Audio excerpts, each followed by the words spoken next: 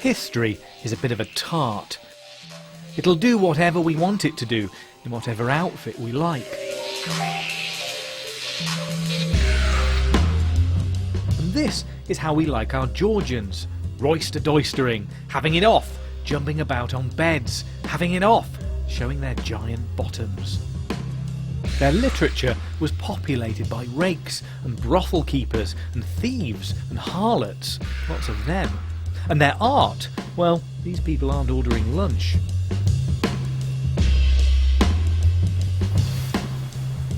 It all looks like evidence that the 18th century was one long gin-swashed gangbang, a period of sexual freedom and frankness, the like of which wouldn't be seen again until the end of the Chatterley ban and the Beatles' first LP, the original Permissive Society.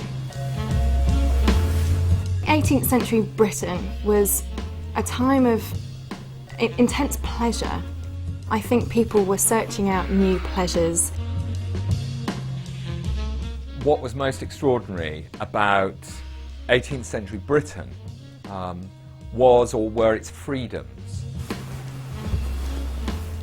In the course of making this film, I've read a lot of mucky books and I've stared at a lot of very rude pictures for quite a long time. And I've done it all for you because I think this stuff is terrifically important and it still exerts a subtle influence upon us today.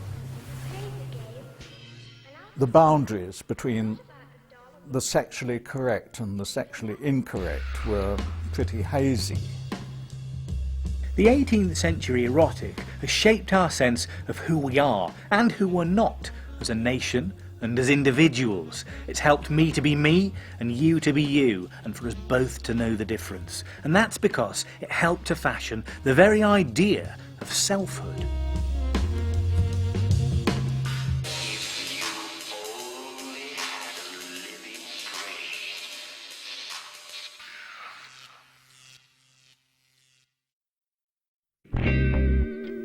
They didn't invent the dirty book in London, but it was here 300 years ago that it came out from under the counter and into the broader culture. London became the adopted home of Venus, the birthplace of an erotic enlightenment.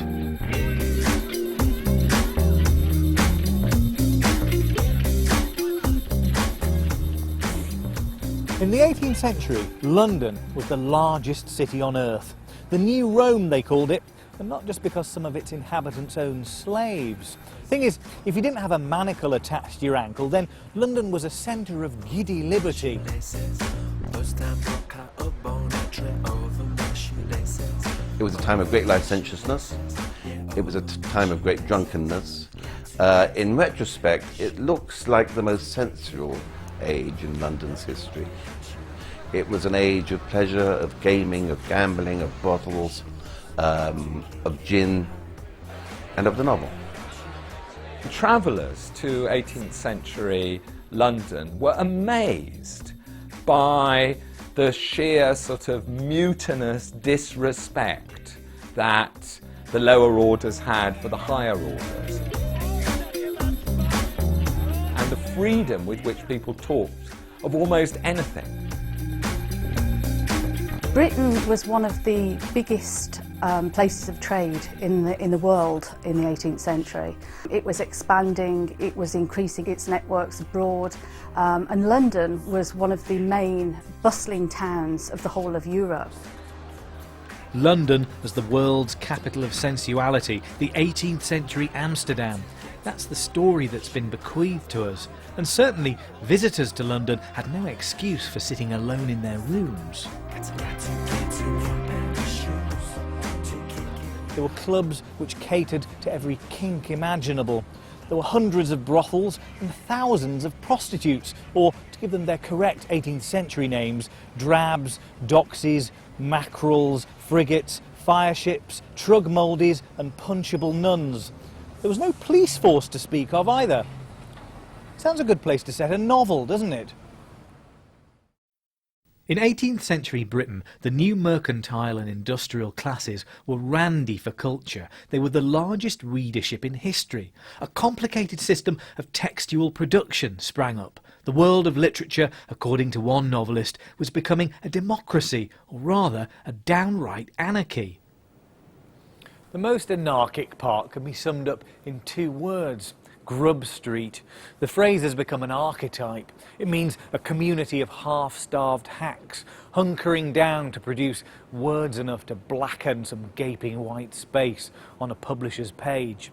It had had that meaning since the time of the English Civil War, but it was a real place. It's gone now. Its corpse lies buried under the Barbican Centre. But it was a cheap, shabby drag where cheap, shabby people rented rooms. You wouldn't have liked it. One of the local boozers had its own farting club.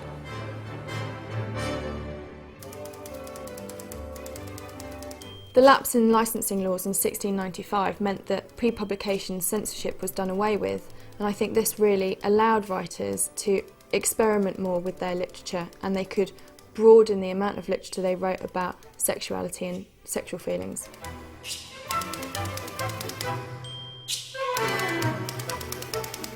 The hack writers might write anything from skits on the new sciences to whole biographies or tiny novellas. There was a vast range of material being pumped out around London. Somebody was making a lot of money out of this, but naturally it wasn't the people who actually wrote the stuff. It was guys like him.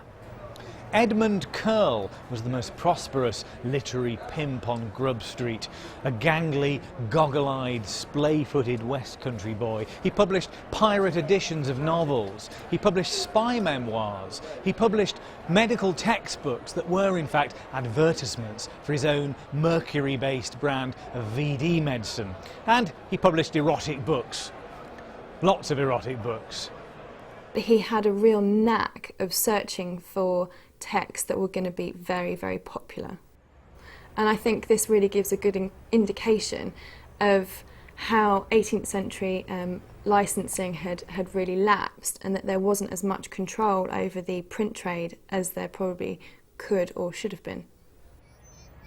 But in 1728, Edmund Curll became the first person to be penalised for obscenity in a non-ecclesiastical court. This is the one that got Curll into hot water. And what's it about? Well, it's a book in which teenage lesbian nuns talk about their favourite kind of dildo. Edmund Curll was fined for Venus in the Cloister, and he got put in the pillory. However, the crowd obviously didn't agree with the judge, because they held him up aloft and carried him off cheering. So he was obviously quite a star in his day. And the people and the readers would have admired Edmund Curll as somebody who was had the courage to actually publish these books at that time. They risked jail for one thing, profit, because people were so mad for the details of what Regency books and whores got up to after dark. Remind you of anything? Society was absolutely obsessed with the courtesan. Certainly by the end of the century, people like Gertrude Mahan, who was called the Bird of Paradise, Mrs. Robinson, Grace Dalrymple Elliott, featured in the newspapers every single day. So you could read about their exploits, you could read about what type of hat the Bird of Paradise was wearing, or who she was seen playing cards with the night before. And it's very, very similar to the culture that we have now with Heat magazine and Now magazine, where the public are just desperate for stories of celebrity. Courtesans, who were what we might call high-class hookers, were a good way of talking about prostitution and about lascivious female nature. Kitty Fisher was a famous courtesan. She was actually painted by Sir Joshua Reynolds, and she appears quite prolifically in erotic literature because she's a stereotypical figure around which readers could navigate and they could understand, and even the allusion to Kitty would imply certain messages and ideas for a reader. Casanova said of her and told the anecdote about her that when one of her clients offered her a 100 guinea note, she slapped it between a piece of bread and butter and ate it. In other words, she was worth a lot more than that. Publishers agreed. A few lines in a newspaper gossip column wasn't enough to satisfy their readers. And that's how the whole biography was born. It told you whether or not the subject was a contented baby. It told you if they did well or badly at school, whether they were any good at needlework. And then, and only then, did it tell you what they were like in bed. Whole biographies were a subgenre of literature. They started in the early 18th century and were aimed at gentleman audiences, mainly as titillation, and to look at like maybe a gentleman's magazine now, but honed to look at just one particular courtesan. The whole biography promised proximity to some of the most desired figures of the age. A few hours in the company of one of these women could set a punt about 10 guineas. But the illusion of intimacy, a kind of textual intercourse, could be had for a few pence. Today's Horny Story is from that dirty Hall biography, the genuine memoirs of the late, celebrated Mrs. Jane Douglas. These Hall biographies were also written by men with a female narrative, so it wasn't just women who were writing their own memoirs. It was men using the convention of a female narrative to write about prostitution. Today, with the advent of the internet, people always said, oh, you know, you invent a new technology, and the first thing that people are going to think of when they look at that technology is, how can I use this to get more sex? Or how can I use this to facilitate sex? And I think it's the same way in the 18th century. You know, it's this very basic, base human desire, and it will find a vent somewhere. The Mademoiselle began, "When my customers use me well, I leave no stone unturned to oblige them." The Count left the candle lighted. He chose always to unite the pleasure of seeing to that of feeling.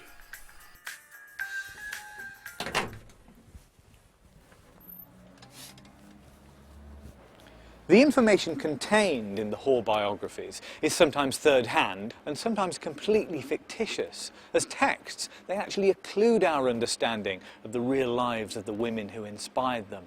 Thanks to the Hall biographies, we don't really know whether the greatest sex worker of her age was a staymaker's daughter, a lady's maid, or the offspring of a German-born Lutheran silver chaser. But they do offer us something else. They give us an accurate map of the circulation of desire in the 18th century. If you wanted smut with more verisimilitude, then you were better off with another kind of Grub Street literature, the reportage of collapsing aristocratic marriages, on the record scandal, fresh from the divorce court. Real-life criminal conversation trials were often sensationalised, and the most explicit details used and reproduced in erotic publications, which the public then lapped up with enthusiasm because it was a prurient way to read about someone else's sex life.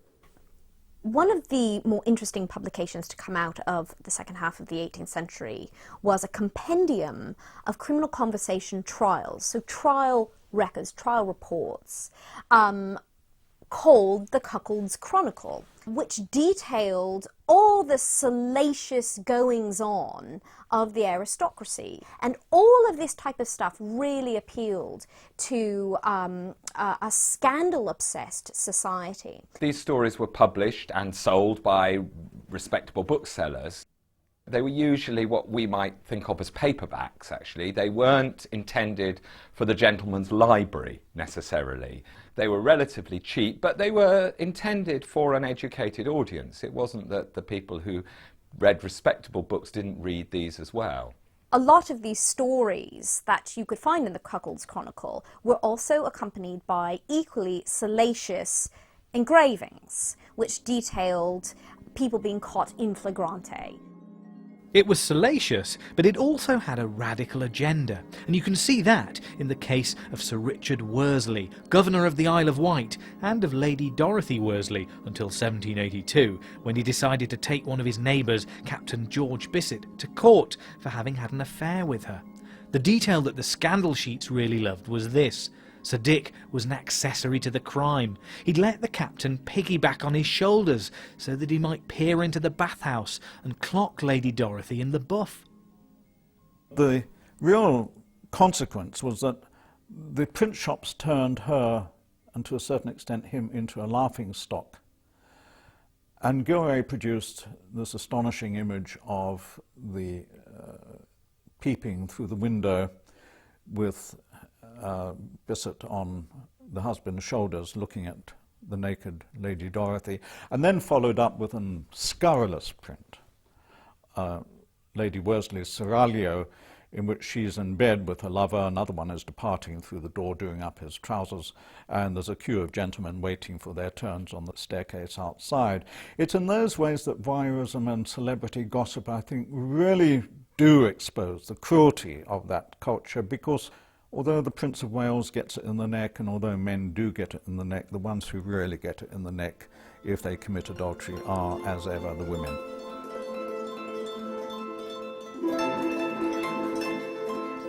This kind of anti-aristocratic erotica was good for a quick satirical hit, but like the Hall biographies, it tells us more about desire than reality.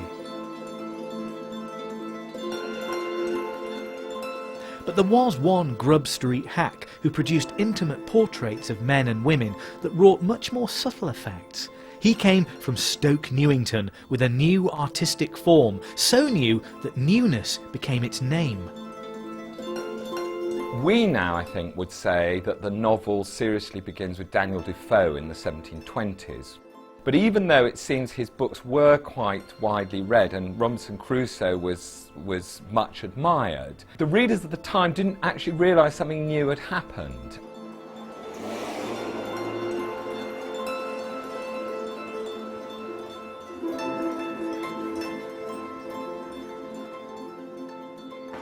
Could I have beyond this, please? In the early 18th century, a novel actually meant what we would sort of call a short story, a story inserted into a larger narrative. Daniel Defoe is usually identified as the father of the novel. His paternity has been disputed, but modern English fiction has his eyes. The novel looks at selfhood in all its complexity. It regards individual human experience and sensation as its primary objects of interest. It asks what happened and how did it feel.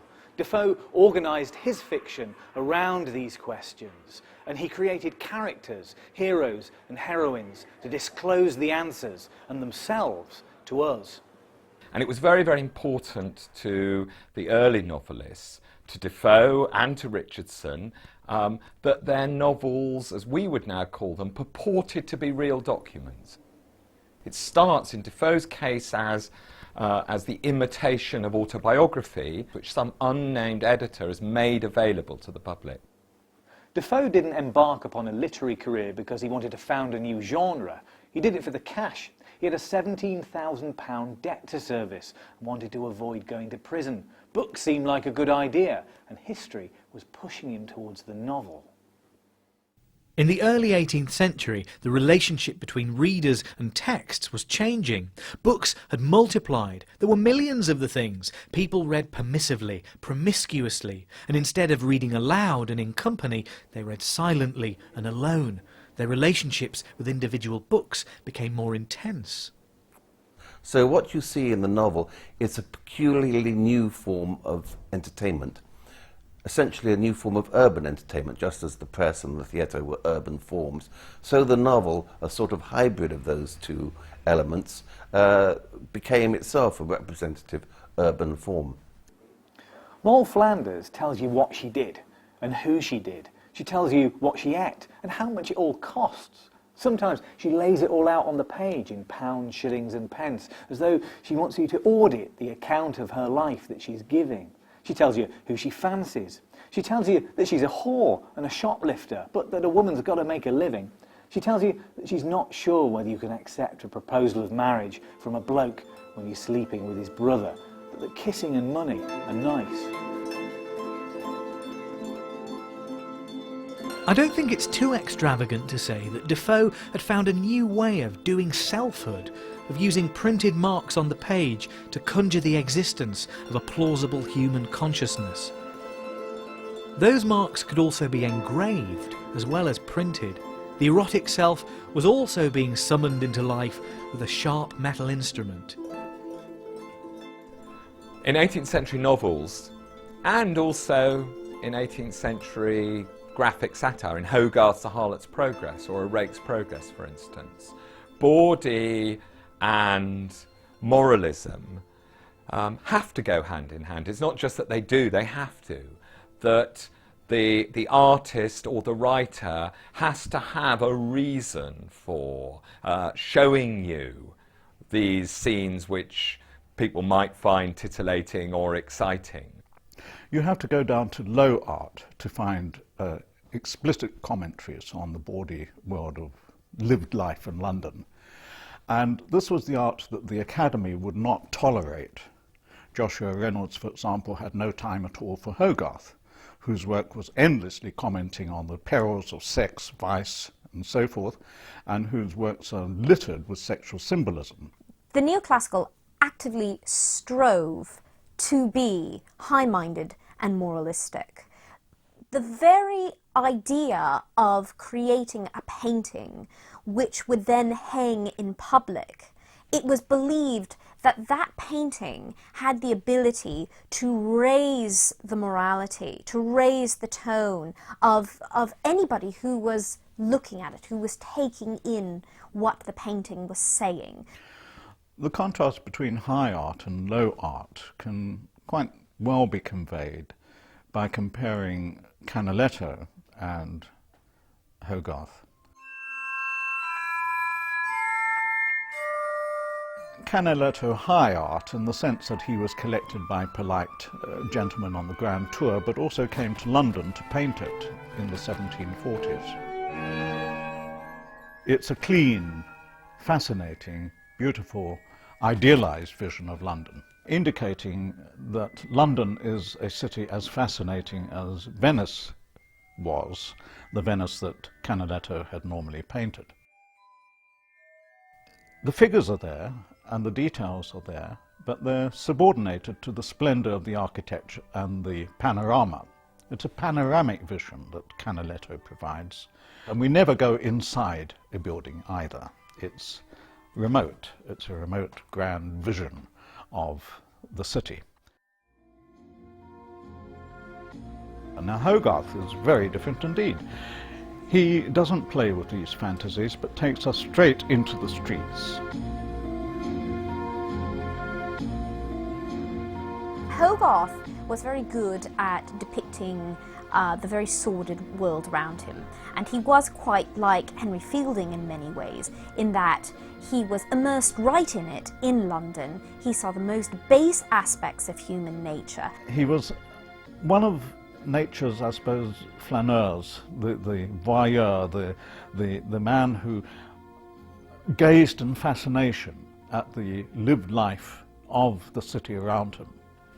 He describes in one of his accounts of himself how he walked the streets of London in a kind of trance of fascination at the minutiae, gazing at shop signs, gazing at the shape of things in shop windows. You can really smell the tavern, you can smell the rose, you can smell the alcohol, the wine, the broken bottles, the overturned chamber pots, you can smell the chicken that's lying there in the chamber pot. It was an incredibly visceral time to be alive. The huge saturation of narrative detail in each one of his prints that delivers the impact on his contemporaries.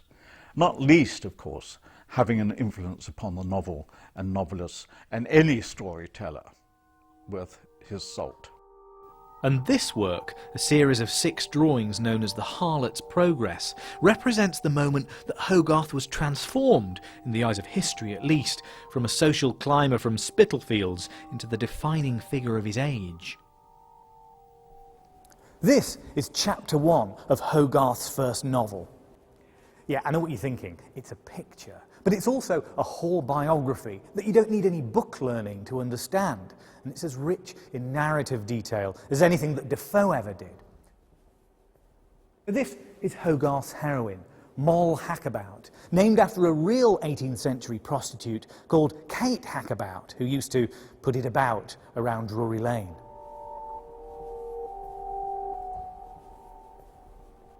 So this is the opening of the story. Moll arrives in the smoke. She's got a rose on her bosom, which shows she's a country girl. And she's got a pair of scissors hanging by her waist. That suggests she's come to London to work as a seamstress. But this woman has other ideas. And who is she? Well, the coffee house crowd would have clocked her immediately as Elizabeth Needham. And she had form. In the 1720s and 30s, she was never out of the papers. They used to call her a notoriously lewd woman and a procuress. Nice stuff like that. And she looks terrible, doesn't she? That's because she's literally clapped out. Those spots on her face, they're a symptom of syphilis. So where does Moll's story go from here? Well, in chapter 2, things are going well for her. She's clearly not darning socks for a living. She has a wealthy Jewish protector. She has a pet monkey. She has an African serving boy. They're drinking tea, taxed at 100% in those days. But Moll has a double booking. Who's that bloke running out the door with his pants undone? Might he be the reason that Moll is being so careless? It seems Moll hasn't been making those clients feel special enough, because here she is in a garret on Drury Lane. Now, today a garret on Drury Lane would set you back £500,000, but in those days any old tart could afford it, and it seems that that's what Moll's become. These birch twigs over the bed suggest that she's developed a new specialism. A crockery isn't up to much. And what happened to that African servant boy? He's been replaced by this frightful person. Look, half of her nose is missing. His success is quite unprecedented, partly because he moves, of course, from oil painting down to print. These modern narratives, as they're called, are purchasable by really quite respectable people, and they can be put on walls because they're telling a lesson. The series is brought to a close with Moll's death. Her coffin has become a bar for a gaggle of insincere mourners. She could have been just another vehicle on the road to ruin, but the detail and the complexity of this story mean that Moll is something else.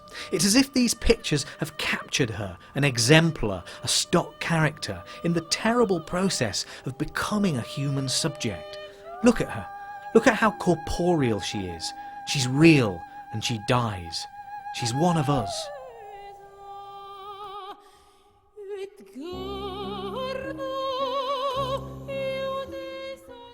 More mainstream publications also stirred passions in their readers, passions so powerful that they had a tangible effect upon the body of the nation. Let's meet Pamela.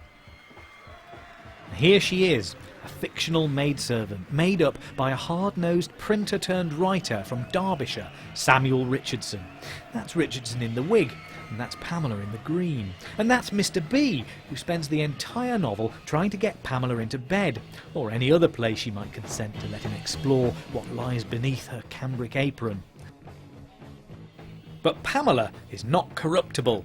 She's read a lot of books about Jesus, and she makes Mr. B take her up the aisle before she consents to any funny business. Hence the subtitle, Virtue Rewarded.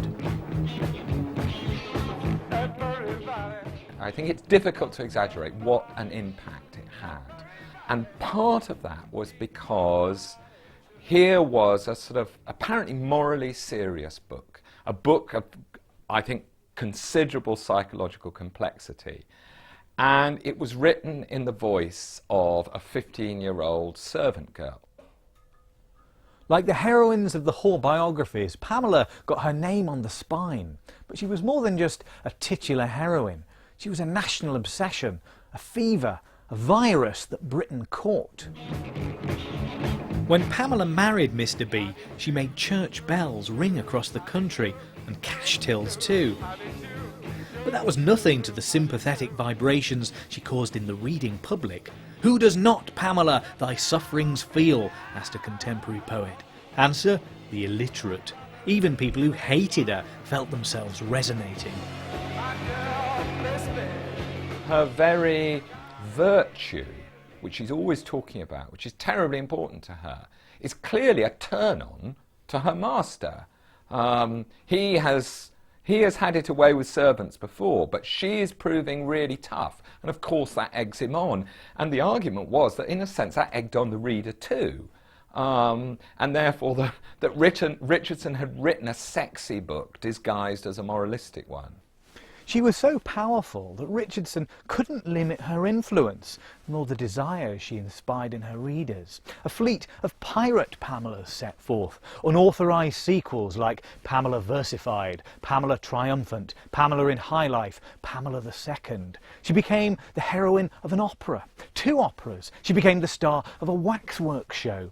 One enterprising publisher started printing sex manuals like The Pleasures of Conjugal Love Explained, formatted to be bound in a single volume with Pamela. Pamela fans could buy Pamela Fans, illustrating the principal adventures of her life in servitude, love and marriage. If there'd been Happy Meals in the 1740s, then the Georgians would have been playing with Pamela action figures. Those who didn't like it said that here was a book which, under the guise of piety and a certain moral primness, was in fact quite a turn-on, that this 15-year-old girl was constantly telling you things about her clothes, her underclothes, getting dressed, getting undressed, where she was hiding her letters. She has to hide them about her person a great deal. There are scenes where she's in bed and he gets into bed with her and she has to tell you exactly what happens. Chief among Pamela's detractors was this man, Henry Fielding, a playwright and Grub Street hack who hated her so much that he sent her up in a parodic novella called Shamala. He did it out of spite and annoyance, and he probably did it in jail, but there's more to Shamala than bile and jealousy. Shamala is also a maidservant who resists the advances of her master, but she does it to get a grand house and a bourgeois husband. Henry Fielding reads Pamela and has an entirely different take on the events and writes Shamala, whereby the heroine, Pamela, who's normally very virtuous in Richardson's version, is this scheming, immoral woman who tries to get Mr. B to marry her. Of course, Richardson was very, very offended by this, as were a great deal of his readership, and a rivalry developed which really split the literary world. Henry Fielding is more humorous in his approach to sexual behaviour. He probably reflects more some of the attitudes towards sexuality and sexual behaviour which were prevalent within society at the time, and that was that sex was about seeking pleasure, and pleasure could be gained from sex. And I think he reflects that much more than someone like Richardson does, whose sex is something that's very dangerous and something to be guarded against. In Shamala, Fielding brilliantly mocks the present tense manner of Pamela, writing to the moment as if things are actually happening to you. Mrs. Jervis and I are just in bed and the door unlocked. If my master should come, odds bods, I hear him coming in at the door. You see, I write in the present tense, as Parson William says. Well, he is in bed between us, we both shamming asleep. He steals his hand into my bosom, which I, as if in my sleep, press close to me with mine, and then pretend to awake. I no sooner see him, but I scream out to Mrs. Jervis. She feigns likewise, but just have come to herself. We both begin to becaul and to bescratch very liberally. After having made a pretty free use of my fingers, without any great regard to the parts I attacked, I counterfeit a swoon. Oh, what a difficulty it is to keep one's countenance when a violent laugh desires to burst forth. That didn't silence Richardson, though. His response was to write another epistolary novel of seduction. This was one so big that you needed a sedan chair to get it home without doing your back in, and its heroine was a woman named Clarissa Harlowe. So in Clarissa, the sexiness comes because Lovelace often gloatingly or droolingly describes to his rakish friend his advances on Clarissa. My cheek reclined on her shoulder, kissing her hands by turns, rather bashfully than angrily reluctant. Her hands sought to be withdrawn, her shoulder avoiding my reclined cheek. Clarissa is a classic story of virtue in peril. And Clarissa is held up as a type of saintly heroine in that she protects her virtue or her virginity with every fibre of her person against the evil, marauding Lovelace, who simply just wants to get her into bed. She struggled out of my encircling arms with indignation.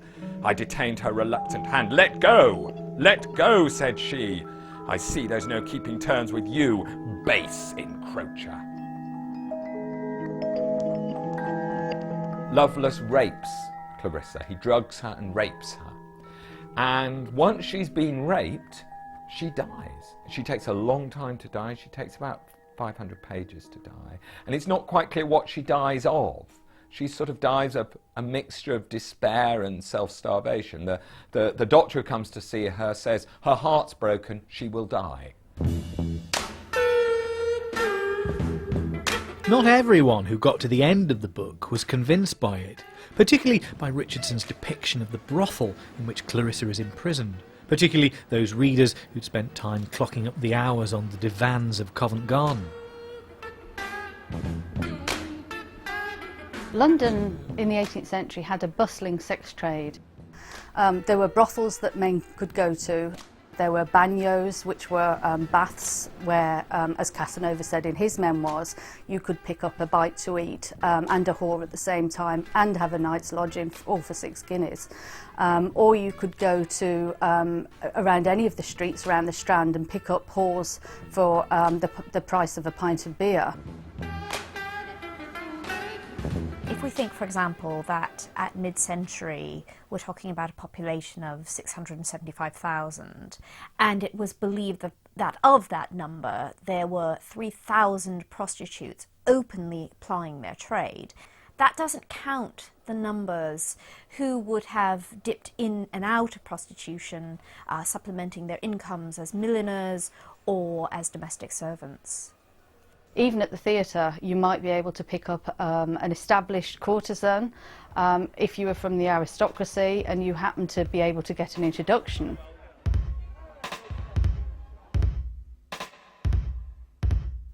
This culture of excess wasn't just about men paying for the services of women. Molly houses were places where men who liked men met, and not just to have sex. Sometimes they performed mock marriages and carried out rituals in which a bloke would simulate the symptoms of pregnancy and at the end of the night be congratulated on the birth of a cheese or a little wooden doll. Male prostitution could be found in Covent Garden and surrounding areas, and a lot of the men would just go out on the streets and the clientele would know where to pick them up. They'd meet, and you could usually pick up a young boy for the price of a pint of ale and something to eat.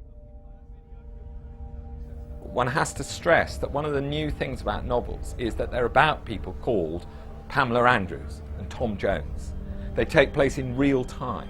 They take place in, initially, more or less contemporary settings, in places that readers would recognise and could visit.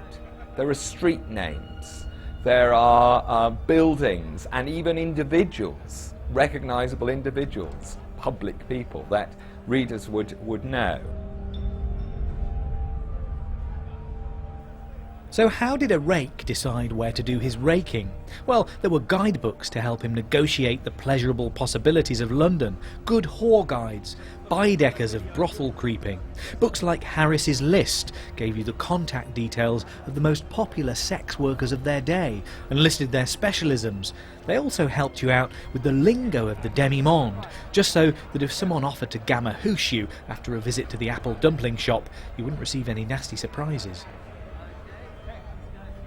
Harris's List started as a handwritten notebook kept in the pocket of Jack Harris, and this notebook basically detailed all of the women that he knew of in the area whose services were for sale. Miss Williams, number 17, Pitt Street. This is a fine, tall lady, about 24, a very fine figure, just returned from Brighton, has been in dock to have her bottom cleaned and fresh coppered, where she has washed away all the impurities of prostitution and risen almost immaculate like Venus from the waves. These books gave out an idea of what sexual predilection you might be able to find in which brothel. So, for example, in Jermyn Street, there were female flagellants worked, so you might be able to indulge your desire for flogging. Harris's List actually shows us that it was incredibly important for men to choose women who they would find satisfactory. And actually, if you look at the lists, many of the women subscribe to male ideals of femininity. So it was just as important to describe what a woman was like and whether she would be agreeable to a man as it was to describe the sexual favours that she could perform. From a historical perspective, the Harris's Lists are quite fascinating because they do contain details of where the woman had come from, what her origins were, and who debauched her first, and who her lovers had been, and perhaps if she had a child by somebody, and her very sad history in some cases. Even on the pages of Harris's List, where women are sized up like something twitching on a butcher's slab, a description of the erotic body can't help but conjure the suggestion of a real person. It was as if when people started writing about sex, an unruly human subject started to emerge from the text, whether they liked it or not. That's what happened to John Cleland. He's the man who wrote Memoirs of a Woman of Pleasure, that's more usually known as Fanny Hill, and it's the erotic novel that still defines the genre. The flattering praises she intermingled with these invasions contributed also not a little to bribe my passiveness, and knowing no ill, I feared none, especially from one who had prevented all doubt of her womanhood by conducting my hands to a pair of breasts that hung loosely down, in a size and volume that fully... this is very badly... it's one sentence. Start again. I lay then, all tame and passive as she could wish, whilst her freedom raised no emotions but those of a strange, until then, unfelt pleasure. Every part of me was open and exposed to the licentious courses of her hands, which like a lambent fire ran over my whole body and thawed all coldness as they went. The interesting thing about Fanny Hill is that she starts off as a naive innocent who is inducted into the sexual ways through her intercourse with a woman. But this quite quickly changes and she becomes more experienced, but at the same time she also becomes more duplicitous. So she starts lying, she starts becoming much more aware of her sexuality. And this is something which is reflected in a lot of literature of the time, that women, once they were first inducted into the sexual ways of the world, would quickly welcome and appropriate this sexual behaviour and would become much more duplicitous. I mean, it's not such a rollicking read for us nowadays if we think that she's a 15-year-old who's having this initiation into the world of kind of licentious, promiscuous sex, paid sex. You'll find that a lot of Cleland's descriptions of Fanny's pleasure in sex turn on the assumption that she is releasing her own fluids. In fact, she's one of the great figures in our literature because, for the first time, sex is described from the woman's point of view and not merely from the male, although of course by a male author, and the woman is allowed her pleasure. I think to understand Fanny Hill, we must pull back a bit and look at who Cleland actually was. And Cleland was a hack, and he was writing for money. Like most writers in the 18th century, he wasn't particularly successful at what he did, and he turned his hand to a number of different types of writing. Fanny Hill proved too provocative for the authorities. Trying to keep his work in print, Cleland expurgated Fanny, amputating her rudest bits, but she went her own way in pirate editions. It was a clandestine life she lived, and here's something to destabilise our image of the 18th century as a whoop-de-doo party that the Victorians pooped. They were still pulping copies of Fanny Hill in the 1960s. She wasn't unbanned until 1970. Cleland never quite recovered from the trauma of renouncing his heroine. After that, he wrote little of any significance and seems to have spent much of the rest of his life sitting in a mouldering house by the Thames, eating biscuits, being nasty about people, particularly his mother. The throne of love was thickly covered with jet black hair, at least 1/4 of a yard long, which he artfully spread asunder to display the entrance to the magic grotto. This is The History of the Human Heart, an obscure, fascinating and neglected novel of 1749. Its hero, Camillo, is an eager student in the University of Vice. That's what its author calls London. And Camillo gets his first lesson in London nightlife from Miss M, a famous posture dancer, who shows him and his fellow students what can only be described as a thing or two. The History of the Human Heart, published in 1749, is very similar to Fanny Hill in that it goes through progressions of sexual activity and sexual experience. So Camillo, the hero of the publication, starts off as being very naive. We follow him on a journey through sexual maturity, as happens in many erotic publications. The more mature he gets, often the more adventurous he gets. So at one point he has a threesome with 2 other women. We don't really know who wrote The History of the Human Heart. It's a strange book. It purports to be the work of a Welsh mystic who uses a magic talisman to experience Camillo's thoughts and sensations. She returned his most tender caresses with equal ardour, posted him on the Mount of Venus, encircling him with her ivory limbs, and twisting round him as the ivy does the oak. Every warming idea occurred to his imagination and put all his blood and spirits in combustion. With metaphors of fire, writers often said that the soul was a flame, that men felt the heat of wantonness, that they felt the sparks of lustful inclinations, and women experienced those heat desires as well. However, as the blood and spirits flow mechanically, and as nature finds ways to disburthen herself when loaded by repletion, a humid moisture darted from the wanton swain and bedewed the almost dying nymph. It's all about trying to encourage the reader to feel what the character in the publication is feeling, but also a way of trying to encourage arousal, so that the sensory experience would be implicit for the reader as well as the character in the text.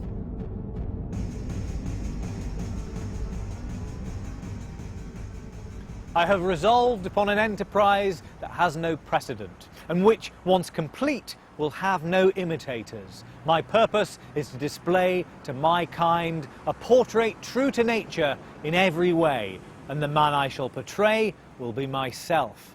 Jean-Jacques Rousseau wrote that, the opening lines of his Confessions, a book that's often used to mark the beginning of a new way of writing about the self. And he wrote those words over 20 years after The History of the Human Heart was published. For Camillo, sex is a route to liberty, just as it was for the artist Thomas Rowlandson. He blew his inheritance at the gaming tables, but he took his inspiration from the libertine society that had seduced him into poverty. The best of the erotica that survives, and I think of Rowlandson's, is either satirical or celebratory.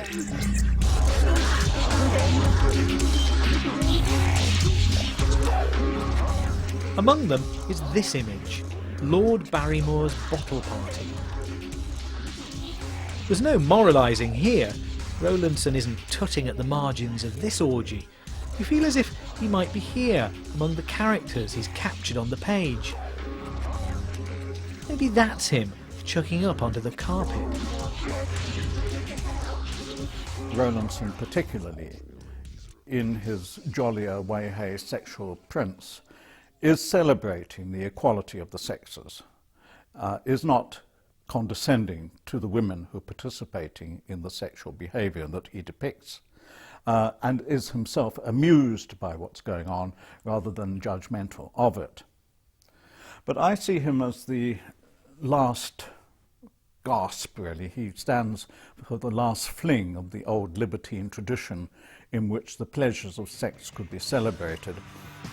Rowlandson was a lover of liberty, but let's not get too nostalgic about these men. The libertines may offer us images of the periwig and no pants side of the 18th century that we enjoy so much, but many of these men were just aristocratic thugs.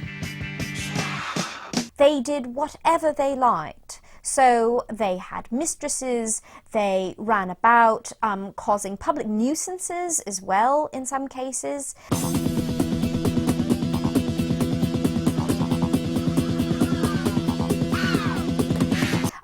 There are stories of people like the future Lord Rivers, who spent the evening with Lord Chesterfield and was so drunk that he tried to pull the tongue out of his dog and had his arm savaged.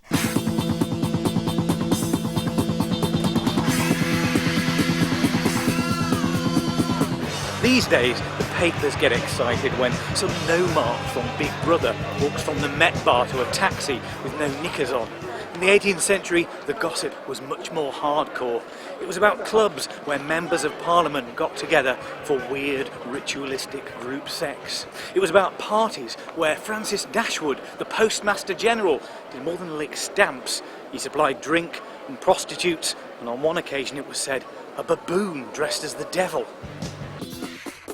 For a modern analogy, imagine, say, Alistair Darling, Baroness Young, and the Miliband brothers, all going at it like knives in a fur-lined sex dungeon, with a baboon dressed as the devil. Many of these clubs were little enclaves of privileged debauchery. You had to have a big fat wallet or 2 small F's in your name to qualify for membership. It helped if you were a sporting gentleman too. In Brooks Club on St James's, one member offered a cash prize to the first man to fuck a woman in a balloon 100 yards above the earth. It was very popular with members of the House of Lords. It's a homosocial world that they inhabit, these men. Something like 20,000 men every night are said in the mid-18th century to go to a club, much to the disgust of their womenfolk, no doubt. Often these men, they drank a lot, they decamped from brothels without paying, they did whatever they liked, and they were really above the law. It was very hard for somebody to turn around and say, I'm sorry, what you're doing is immoral and it's wrong, because whatever they were saying couldn't really be enforced. Libertinism, as something to aspire to, is seen as something which men from lower down the social strata can attain by the way in which they act sexually with women. So as long as they behaved in a certain manner towards women, that they were quite aggressive towards women, and that they asserted their male sexuality over women, then they could hope to attain a sort of a libertine status through those actions. It's the libertine, the Regency book, who still embodies our relationship with the Georgian past. Images like this nourish a collective fantasy about an 18th century free of the moral restraint that we associate with the generations that followed. Some people still get a frisson at the thought of mob caps and buccaneer boots. You know who you are.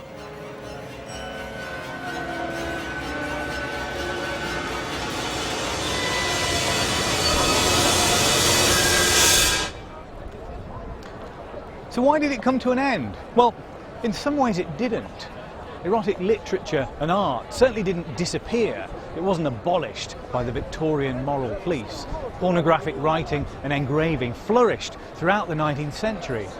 But it's certainly true to say that by the time that Victoria was on the throne, bawdiness had lost some of its cultural credibility. It had begun to look a little bit naff, a little bit unsophisticated, a little bit last century.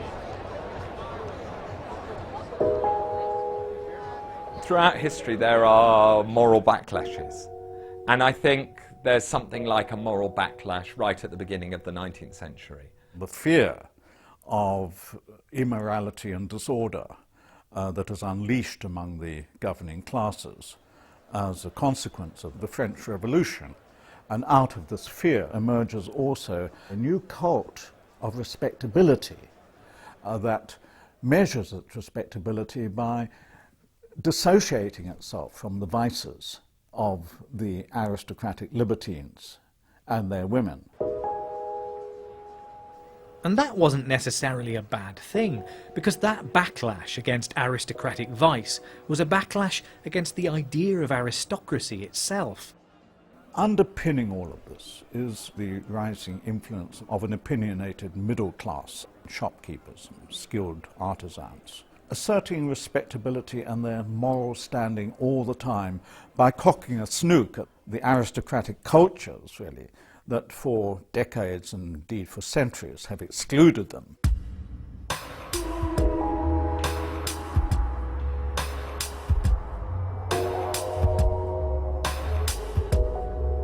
Today, if you want to suggest sexual decadence, then you stick somebody in a wig and give them a beauty spot. That gear is as fetishized as a French maid's outfit. It's almost as if our culture still needs those images of 18th century sexuality because it doesn't feel confident enough about its ability to produce its own. So the 18th century stands for full-blooded, plausibly dirty sex, just as the period immediately following stands for the opposite. It's like some indulgent old pro from the seedier end of Drury Lane, a kind-hearted drab or trug-mouldy or punchable nun who knows what the client wants and goes with it while keeping half an eye on the clock. 18th century erotica has many different faces. It could instruct, it could amuse and entertain, but it also provided a critique of society. But we owe it a little more than that. 18th century fiction, both the legit and the under-the-counter variety, performed experiments to investigate the nature of human subjectivity. And the eroticised art of the period, that pursued a similar project. It asked questions like, what does it mean to be human? And the eroticised culture turned its participants into willing lab rats. It made their hearts beat faster. It turned them on and it made them laugh. It seduced them into responding to made-up characters as though they were in the presence of real human beings. And it's easy enough to submit yourself to that experiment today. All you need to do is pick up one of these and run your eyes over the page. Okay, you've had your hour. On your way.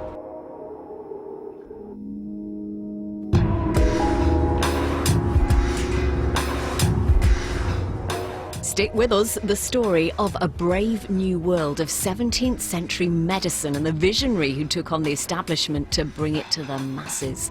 The story of Nicholas Culpeper as AI TV season continues next on BBC 4.1.